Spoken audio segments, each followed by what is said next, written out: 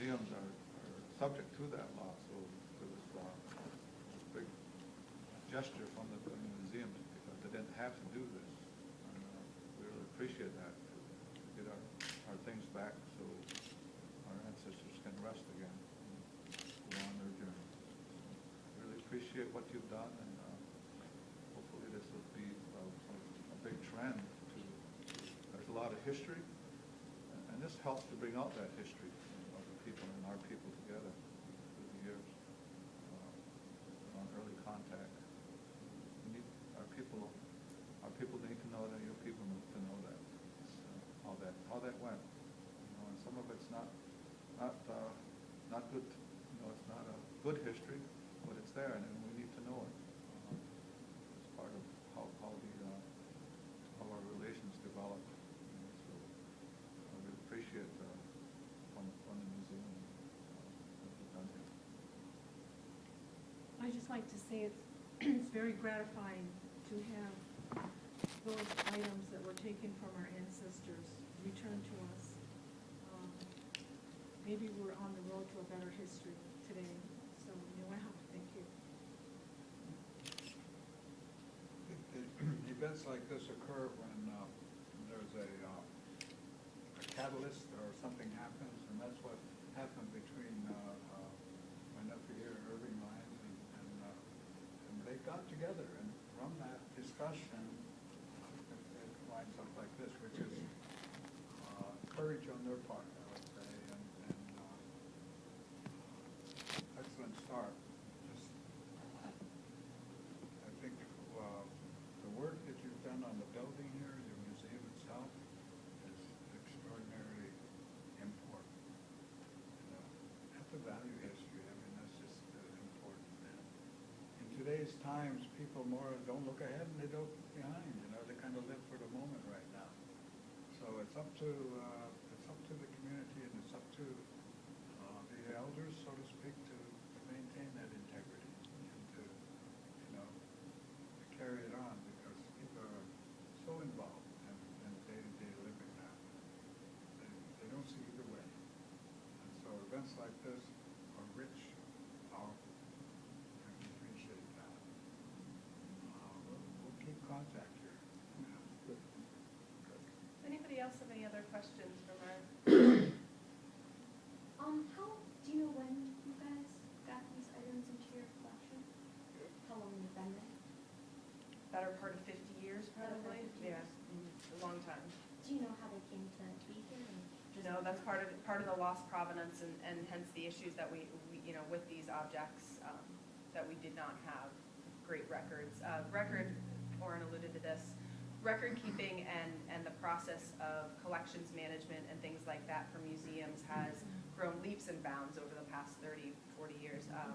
Record keeping, provenance, tracking, numbering, all of these kinds of things have improved exponentially. Our museum's been here for 76 years now. And unfortunately, when they started, they didn't have those same practices. So it's something that we're digging through and working on. There? This belt you said was in a grave? The original, yes. Yes, and there was another Wampum belt too, was that also? There was a smaller, it was labeled as an armband in our records that came from the same site, yes.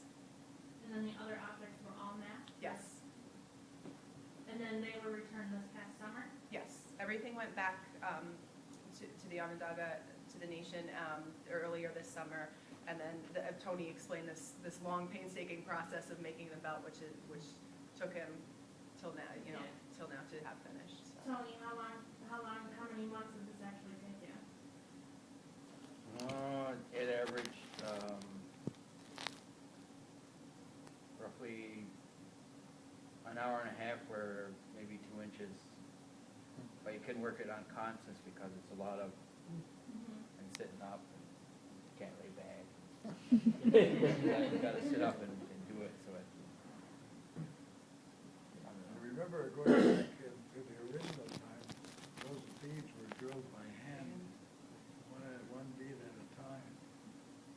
So you can imagine what it takes just to work that out there. You can tell the difference between an older bead and the ones that were produced on manufactured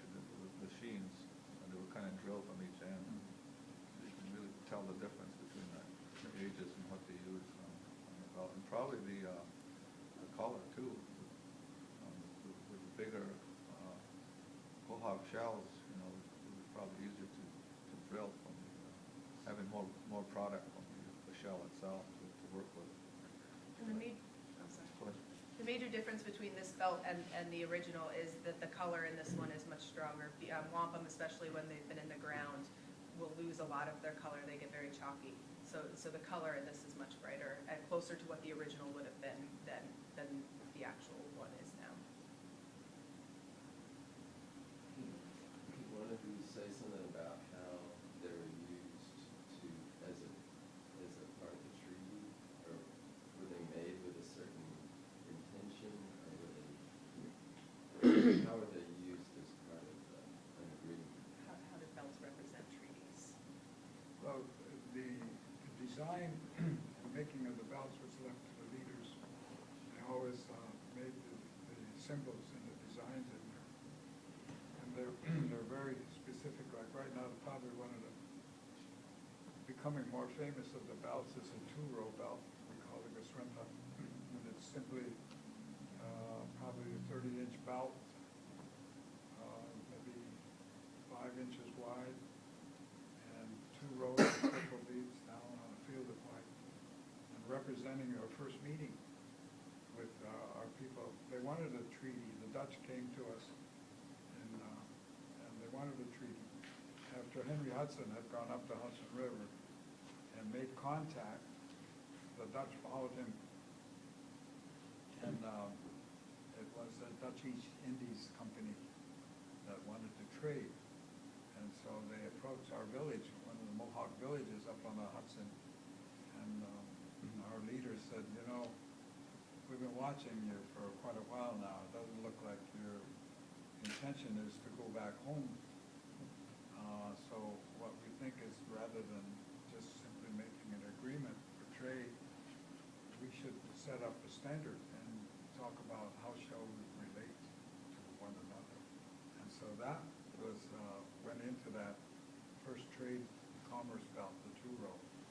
And how shall we greet one another? And that's where they decided we would call one another brothers.